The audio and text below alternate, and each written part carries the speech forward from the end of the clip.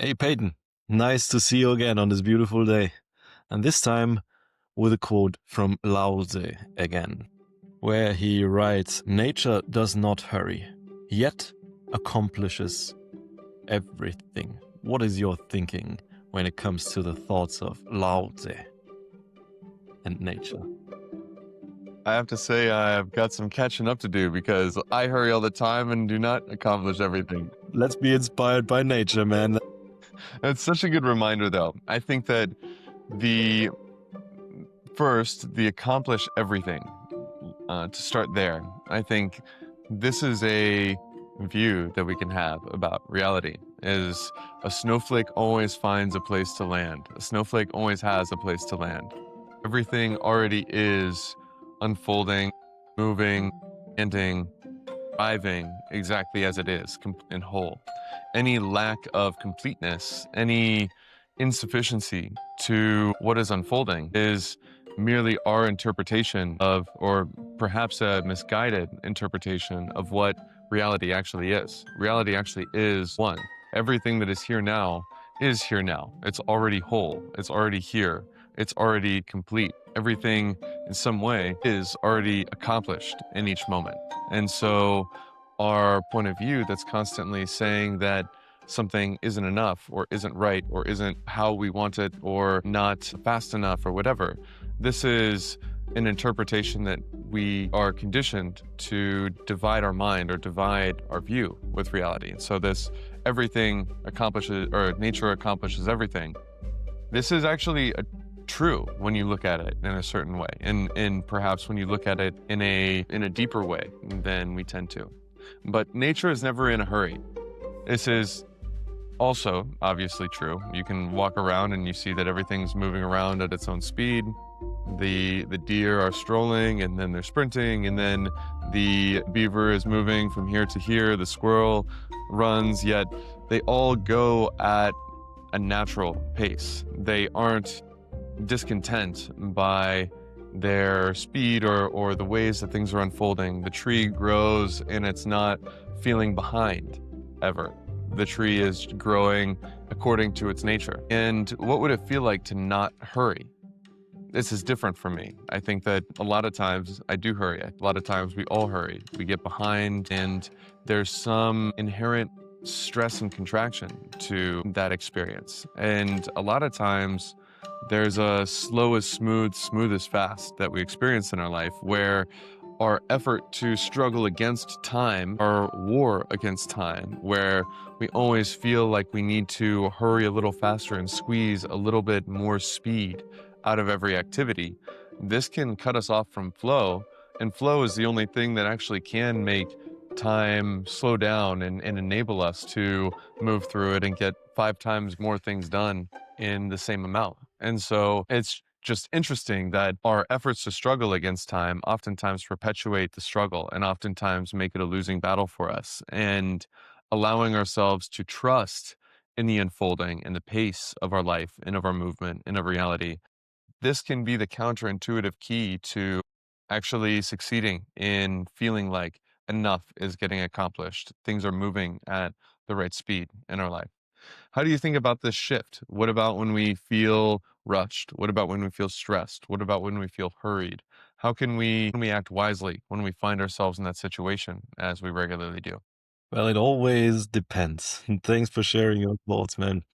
And you pointed it out, like flow can make time slow down or even temporarily non-existent. And there we see time is like an emotional experience as well.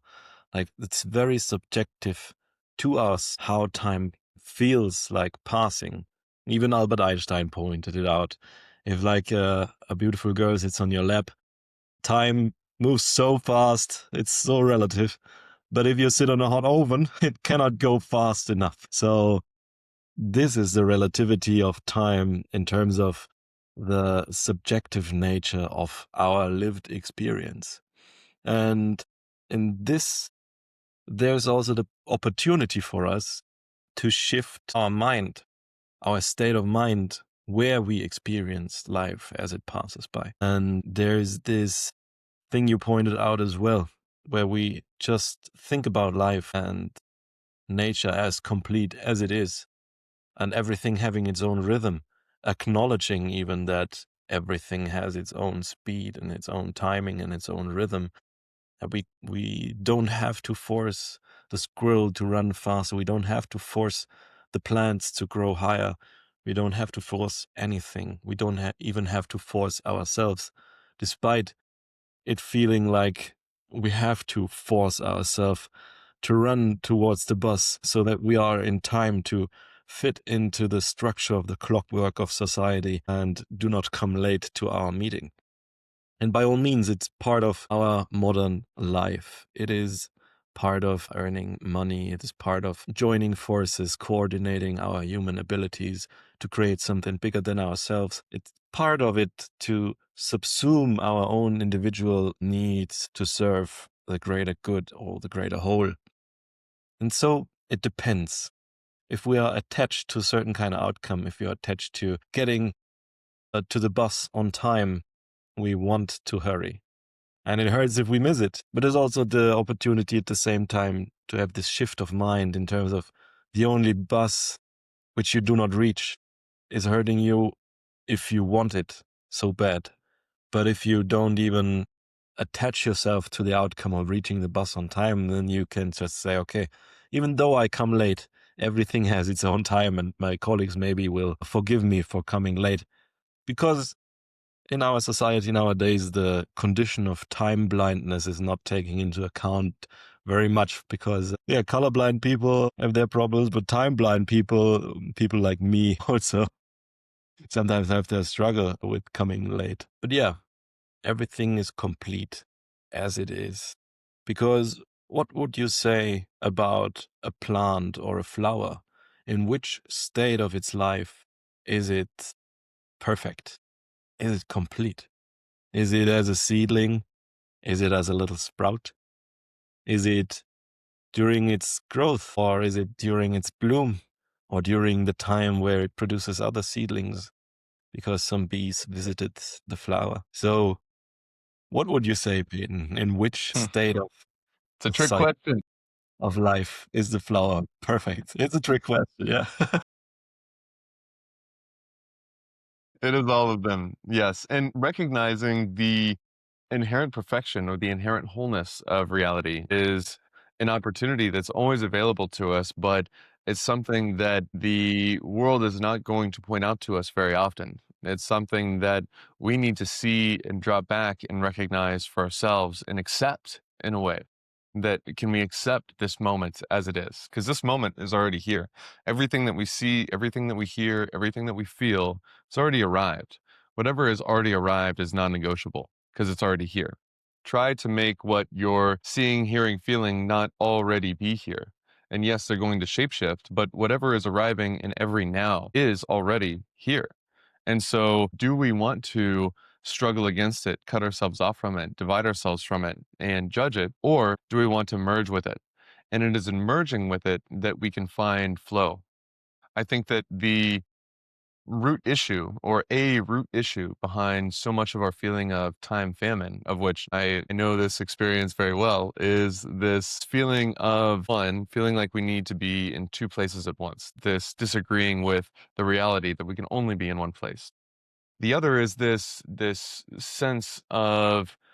um sense of time switching or task switching, the sense of multitasking, the sense of when we deny the reality that we can only be in one place at once, when we deny the reality that our best effort, our best productivity, our most productive flow will be when we unitask and we try to jump from here to here to here to here to here. We interrupt, we task switch, we do this and that. We slow ourselves way down. And so somehow making a peace and a truce and an acceptance that reality is outside of our control, that we won't get everything done, that it's hopeless actually, that you can't you can't do everything that you wish you could do in a day or that you feel like you should do in a day, and that you just have to say, okay, I would like to be intentional with the time that I have.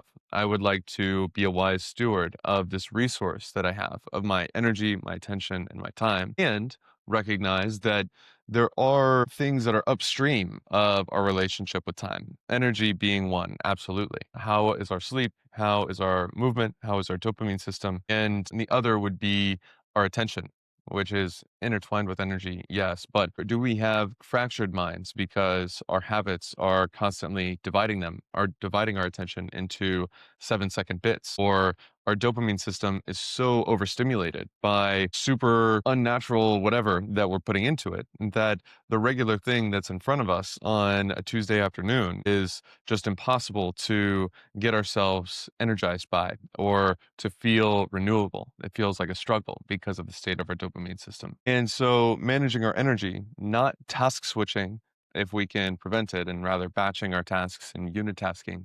And then finally, accepting reality, even as we stumble, even as we can't accomplish everything, while we learn from it. I think this is the two sides. We see it with open eyes, and I say, oh man, I'm driving to this place. I'm 10 minutes late, and I really shouldn't be. I'm going to accept this lesson as I need to just price in that things aren't going to go as planned, and I need to get started getting ready 10 minutes earlier next time. That's true. But while I'm sitting at a red light, that's reality. Like, I'm just going to be sitting there. This red light is going to take the exact same time it's going to take, whether or not my whole being is a clenched fist or whether or not I'm at peace with, okay, reality wins. Can't control, like, I can't make the situation faster or make this red light turn faster by wanting to pop a blood vessel in my brain. This is the skill, I think, of managing a relationship with time and the inevitable scarcity that we experience, or the inevitable inherent condition of being a human, which is that we have 4,000 weeks and a third of our time is spent sleeping, or it should be. And within that time, we will want to do 3 times more things than we actually can. I can't learn guitar and learn to paint and go on 6 hikes and go work out and spend a lot of time with my family and call this person and learn this and learn a new language and go travel and go build a business and go do this and figure out how to garden and and paint my house and make everything clean and go do this and make a bunch of friends and have a consistent social circle and do this. And it's hopeless. Give it up. We're going to lose. We can only allocate what we have. We cannot create more time by denying reality. We have to surrender, and then we're in a position to flow. And it is when we're in flow that time becomes more spacious and that what we can accomplish is unlocked compared to what we would believe if we're in fractured mode. How do you think about finding unity or flow or giving up the war that we're definitely going to lose? Well, also, this time you pointed it out very flawlessly and beautifully. Lays in accepting reality for what it is and not resisting reality for how it shows itself to us. And yeah, this is why actually the main theme I want to bring into my life the next 2 weeks before the new year gets going again is, what can I prune? What can I let go of which no longer is aligned with the direction I want to move into, and no longer aligned with the direction I want to build momentum towards? And this is actually a hard question because I want to do so many things. I want to do this and that, like you pointed out. But I'm limited. I cannot do everything, but I can do anything I set my mind to. So why not choose and be selective about what really aligns with my whole being and with the skills I have, what society needs, what society pays for, and what I already have a passion for. So this is the main challenge I have now. So it is acceptance, accepting the experiences as they come. And acceptance can be made more probable if we let go of our resistance rather faster than slower. We feel the resistance coming. Okay, the red light, but we want to go because we see the time is ticking. And then we feel it going through our body, but it's not practical to hold on to it. It's very impractical because our distressed, we become distressed and we will carry on that stress into the system. And I recently learned that actually cells also communicate when stressing out. So one cell which feels stressed biologically will release signals to the surrounding cells, which also then react on that stress and also feel stress. So it's like this spreading of stress. And the same can be applied a level higher, like in our systems. Like when you confront with a stressed out person, maybe um, in a service call center or whatever, where people just call you names or whatever, then inevitably the stress loads and the energy will be communicated. So, but I believe since we are in the modern age and life does not often depend on being early or on time, and we can also just let go of our stress rather sooner than later. It's easier said than done, but not resisting too much, accepting what is, brings us the better chances to get into flow. And the other two parts, on which I heavily leaned on, the principles of Eckhart Tolle, being aware and not judging whether it's good or bad that this red light now turned on. Who knows? Maybe there's a guy drunk driving and you would have had an accident if you would be on time, but a little not staying on the red light. So who knows what is good, what is bad? And also, good and bad often depends on the perspective you take. If there's a lion hunting a gazelle, trying to feed his family, Mm, it's good for the lion, but bad for the gazelle. So nature is always also beautiful as it is because it's complete in itself, not optimizing for the individual, but for the whole, for the evolution of the whole system. So this is not judging whether something is good or bad, but accepting that reality is as it is and not resisting whatever comes to you, and that not attaching yourself to the idea of becoming or the idea of getting somewhere, because nature in itself is this beautiful dance. It is perfect as it is because it accomplishes so much because it does not want to arrive somewhere. mm, It is mm. just the process of endless unfolding. And that's what is the accomplishment is about. It is the dance, which is endless and so beautiful. So beautiful. So, how do we dance better, Peyton, in this beautiful life? I think you said it very well. Accept reality as it is, recognize that it is already complete. And I would also say that spending time in nature is the most helpful for me as it relates to this. The world of humans and cars and stoplights and watches are constantly pointing me toward the insufficiency of time. And yet, every time I go into nature, it shows me that this moment is already complete, that I can walk at the pace that feels right, that I can meander in this direction or that direction, that I can take in this smell or this sight, or that I can listen close to that twig I heard snapping over there, that this tree is swaying in the wind as it has been for 150 years and it has nowhere to go, and that I am not separate from all of this one whole, complete, already here happening. This recognition is something that nature can point out in a way that no human world seems to be able to.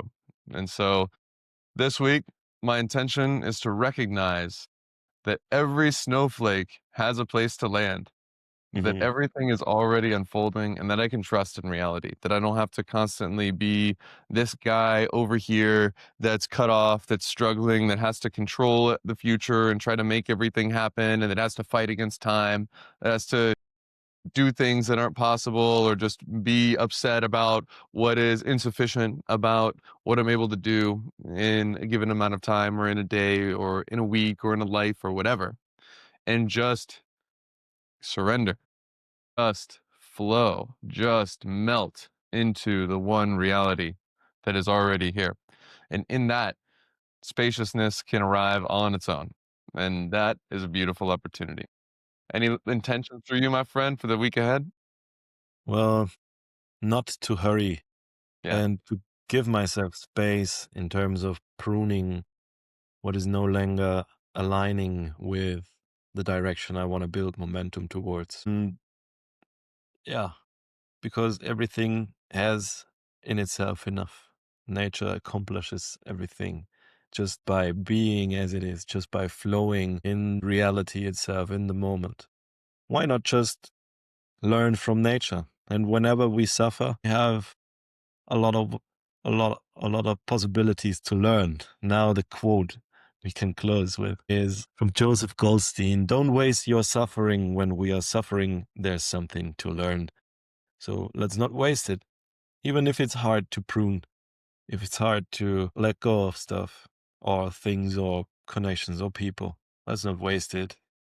Let's learn from it. Agreed. Agreed. Thank you, my friend. Really enjoyed the conversation. I will talk to you on the next one. See you soon. Bye.